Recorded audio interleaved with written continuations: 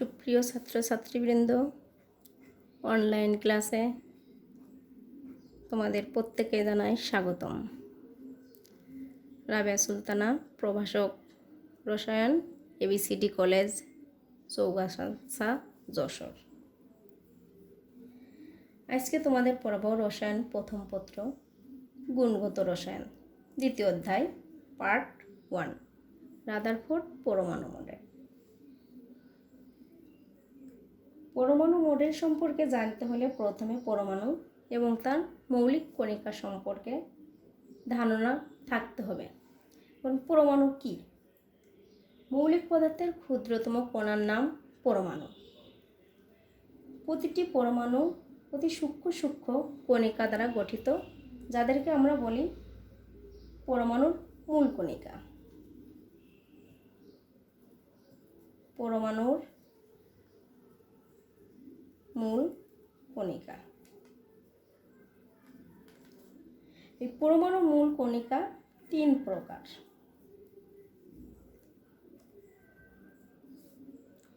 এক নম্বরে আছে স্থায়ী মূল কণিকা। স্থায়ী মূল কণিকা।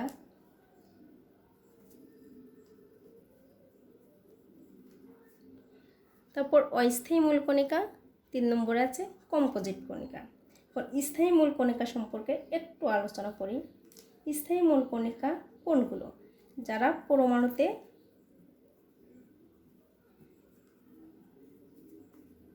অবস্থান করে, সব পরমাণুতেই অবস্থান করে।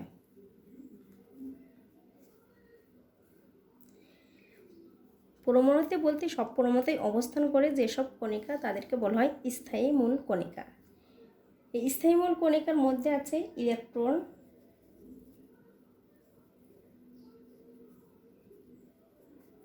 প্রোটন এবং নিউট্রন। প্রোটন এবং নিউট্রন।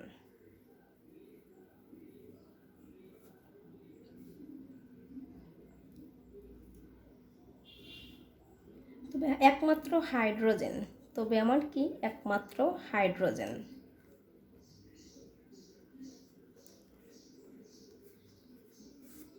একমাত্র হাইড্রোজেন পরমাণু যেখানে আমার নিউক্লিয়াসে নিউট্রন নেই। নিউক্লিয়াসে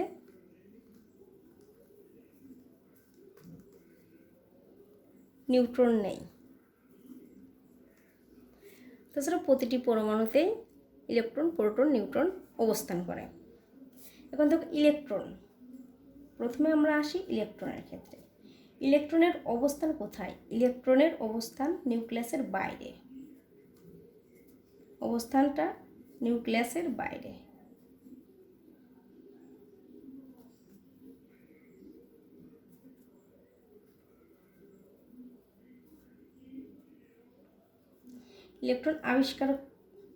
ইলেকট্রনের আবিষ্কারক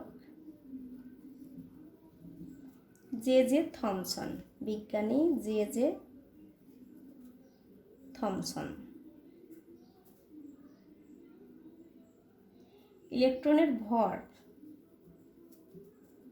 9.11 × 10⁻⁻28 গ্রাম। এটাকে যদি আমরা কেজিতে কনভার্ট করি তাহলে হবে 9.11 × 10⁻31 কেজি। ইলেকট্রন ঋণাত্মক আধানযুক্ত। ইলেকট্রনটা আমার কি? ঋণাত্মক আধানযুক্ত।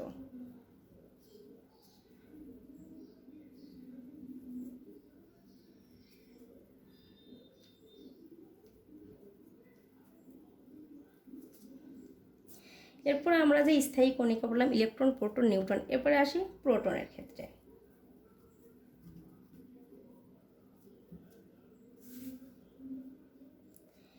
প্রোটনের অবস্থান নিউক্লিয়াসে। প্রোটনের অবস্থান কোথায়? নিউক্লিয়াসে।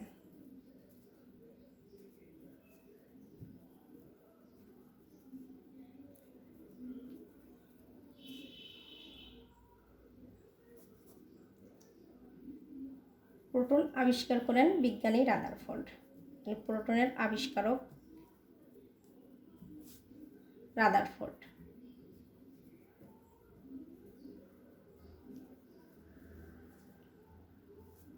প্রোটনের ভর 1.672 ইন্টু 10⁻⁻24 গ্রাম। এটাকে আমরা কেজিতে কনভার্ট করলে কি হবে? 1.672 ইন্টু 10⁻⁻227 কেজি। প্রোটন ধনাত্মক চার্জযুক্ত। প্রোটনকে পি দ্বারা প্রকাশ করা হয়। প্রোটন ধনাত্মক চার্জযুক্ত।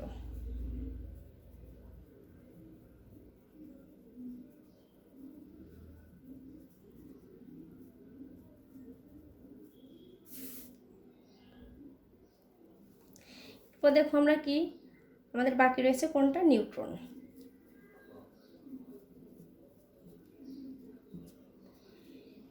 প্রোটন এবং নিউট্রন দুইটারই অবস্থান আমার কিসে? নিউক্লিয়াসে। প্রোটনের অবস্থান নিউক্লিয়াসে, নিউট্রনের অবস্থানও নিউক্লিয়াসে।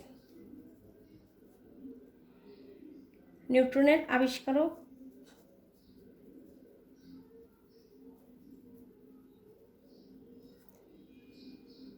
বিজ্ঞানী চ্যাডউইক।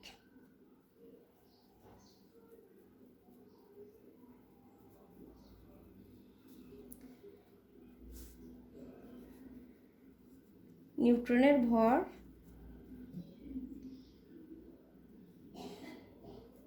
1.675 ইন্টু 10⁻⁻24 গ্রাম। এক্ষেত্রে দেখো প্রতিটায় আমরা ভর গ্রাম এককে লিখেছি, কিন্তু একে যদি কনভার্ট কেজিতে করি তাহলে 1.675 ইন্টু 10⁻⁻27 কেজি। কারণ গ্রাম থেকে কেজিতে নিতে গেলে আমরা জানি 1000 দ্বারা ভাগ দিতে হয়। এখন আমরা দেখো স্থায়ী মূল কণিকার মধ্যে যে ইলেকট্রন, প্রোটন, নিউট্রন আছে সেগুলো সম্পর্কে হালকা ধারণা নিলাম। আমাদের আরেকটা বিষয় জানতে হবে। দেখো এইগুলো আমরা গ্রাম এককে নিয়েছি। এই ইলেকট্রন, প্রোটন, নিউট্রনের আরেকটা একক রয়েছে AMU। AMU এর ফুল মিনিং কি? Atomic molecular unit.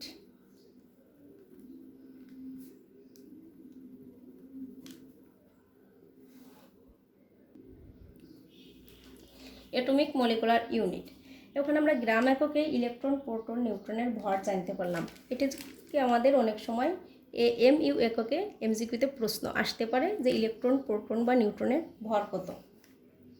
এখন AMU কি? দেখো 1 AMU সমান কত? একটি কার্বন 12 পরমাণুর ভর ডিভাইডেড বাই 12। এখন এর যে মানটা আসে সে মানটা 1.6605 ইন্টু 10⁻⁻24 গ্রাম। এখন একে যদি আমরা গ্রামকে AM এককে যদি AMU এককে কনভার্ট করি তাহলে ভাগ করে দিলে আমাদের হয়ে যাবে যে প্রোটনের ভর। প্রোটনকে বলছি পি দ্বারা প্রকাশ করা হয়। প্রোটনের ভরটা আমার AMU এককে কত?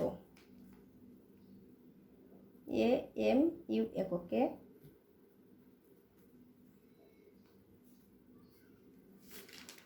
1.00727 AMU।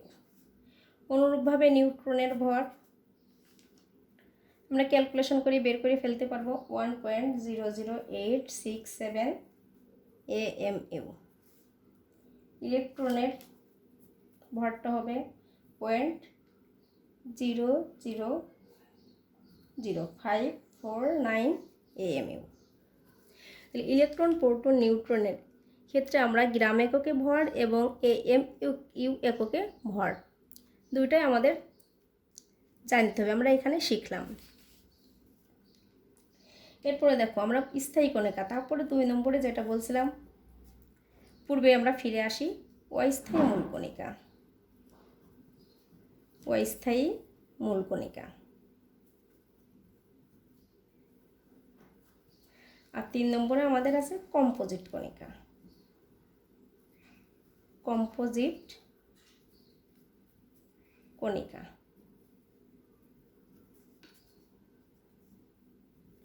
তো দেখো অস্থায়ী মূল কণিকা, এগুলো কোনো মৌলের পরমাণুতে স্বল্প সময়ের জন্য অবস্থান করে। স্থায়ী মূল কণিকা যেমন আমরা বলছি প্রত্যেকটা পরমাণুতেই অবস্থান করবে এবং স্থায়ীভাবে, আর এটা আমার কি কোনো কোনো মৌলের পরমাণুতে স্বল্প সময়ের জন্য অবস্থান করে। এবং অস্থায়ী মূল কণিকার আমরা উদাহরণ লিখতে পারি মেসন, পজিট্রন, পায়ন ইত্যাদি। তারপরে দেখো কম্পোজিট কণিকা। পরমাণুতে অনেক সময় এই যে অস্থায়ী মূল কণিকা এর পাশাপাশি কিছু ভারী কণিকা অবস্থান করে, এদেরকে আমরা কম্পোজিট কণিকা বলি। কম্পোজিট কণিকার মধ্যে রয়েছে ডিউটেরন, এগুলো ভারী, ডিউটেরন, আলফা কণা ইত্যাদি। এখন দেখো প্রকৃতিতে একই মৌলের বিভিন্ন ধরনের পরমাণুর অস্তিত্ব পাওয়া যায়। এই পরমাণুকে আবার আইসোটোপ, আইসোটোন, আইসোবার এগুলোকে বিভক্ত করা যায়। আইসোটোপ, আইসোটোন,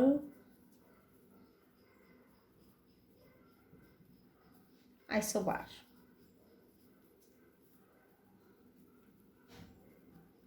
এই 3টি ভাগে ভাগ করা যায়। এখন আইসোটোপ, আইসোটোন, আইসোবার সম্পর্কে আমরা একটু ধারণা নিয়ে রাখি। আইসোটোপ, দেখো আইসোটোপ লাস্টে আমার কি আছে, পি মানে প রয়েছে। আমরা একটু আগে শিখে আসছি কি ইলেকট্রন, যেটাকে আমরা সংক্ষেপে প্রকাশ করি ই, প্রোটনকে প্রকাশ করছি পি, নিউট্রনকে প্রকাশ করছি এন। তাহলে যে আইসোটোপ, টোপ মানে প রয়েছে, এটা আমরা এই ক্ষেত্রে মনে রাখবো যে যার দেখো আইসোটোপ, আইসোটোন, আইসোবার লাস্টের যে অক্ষরটা রয়েছে সেইটা সমান থাকবে।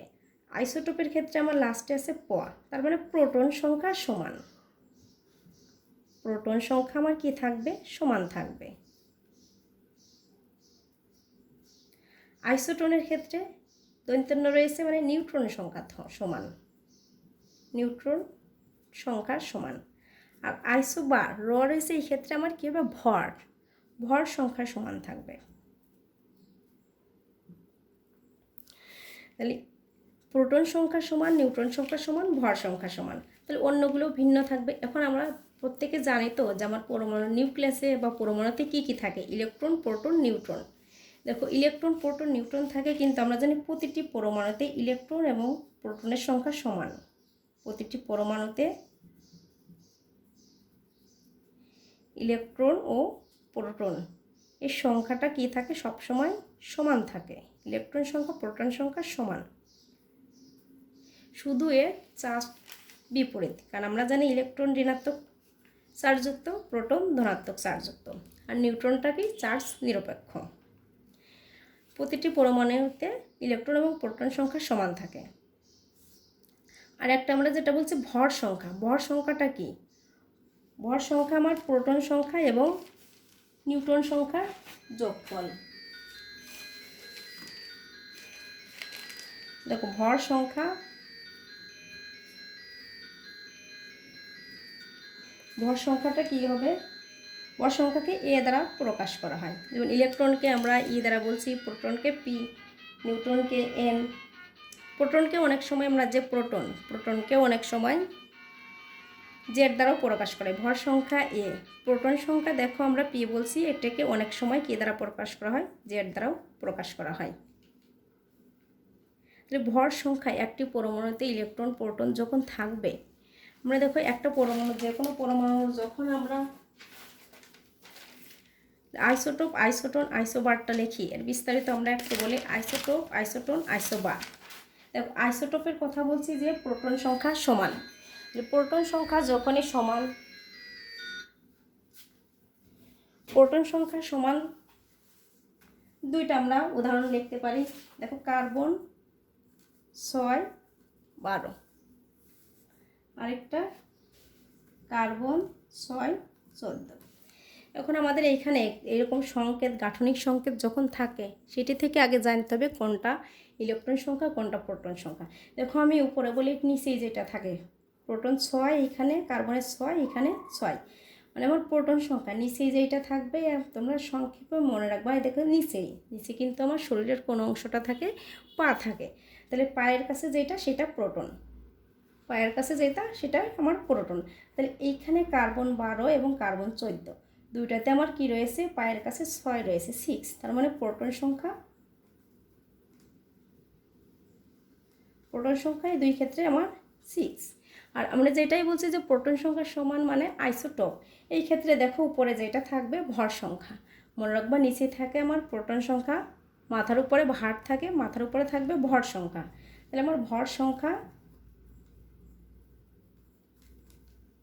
একটার ক্ষেত্রে আমার কত হচ্ছে 12, আর একটার ক্ষেত্রে 14, দুইটা যে আইসোটোপ আমরা লিখছি 14। নিউট্রন সংখ্যা সমান আমরা কি বলছি, নিউট্রন সংখ্যা সমান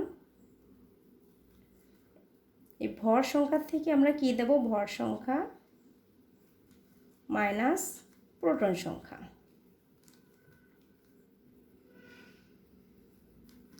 তাহলে আমার নিউট্রন সংখ্যা হয়ে যাবে, বা প্রোটন সংখ্যা প্লাস নিউট্রন সংখ্যা ইজ ইকুয়াল টু ভর সংখ্যা। এইভাবে আমরা একটা থেকে আরেকটা বের করতে পারবো। তাহলে এইখানে দেখো আমার প্রোটন সংখ্যা কত, 6, ভর সংখ্যা 12, 14 ঠিকই উপরে দিয়ে আছে, এগুলো আমরা দেখলেই বুঝতে পারবো। তাহলে আমার নিউট্রন সংখ্যা কত, এটাই আমার নিউট্রন সংখ্যা। প্রথম যে আইসোটোপ সেইখানে আমার নিউট্রন সংখ্যা 6, পরেরটায়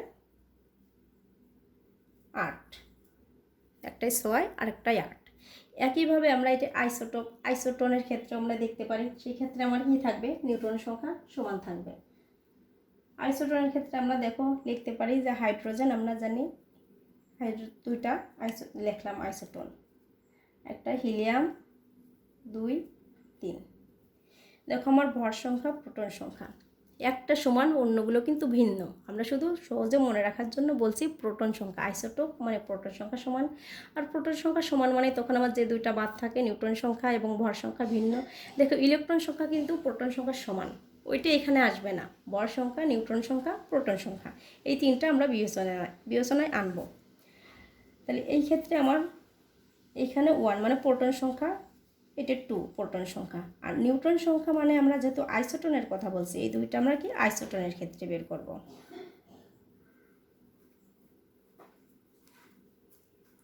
তাহলে আমার এখানে প্রোটন সংখ্যা, উপরে ভর সংখ্যা। নিউট্রন সংখ্যা সমান আমরা দেখো একটু আগেই কি লিখছি, ভর সংখ্যা মাইনাস প্রোটন সংখ্যা। তাহলে এখানে 2 আর 1 মাইনাস যদি দিই তাহলে আমার কত হচ্ছে, 1 হচ্ছে। আবার হিলিয়ামের ক্ষেত্রে দেখো ভর সংখ্যা 3, প্রোটন সংখ্যা 2, তাহলে আমার নিউট্রন সংখ্যা 1। দুইটার ক্ষেত্রে আমার কি হচ্ছে, নিউট্রন সংখ্যা সমান। তাহলে এটা একে অপরের আইসোটোন। তাহলে আইসোটোপ, আইসোটোন, আইসোবার প্রত্যেক ক্ষেত্রে আমরা এইভাবে বের করতে পারবো।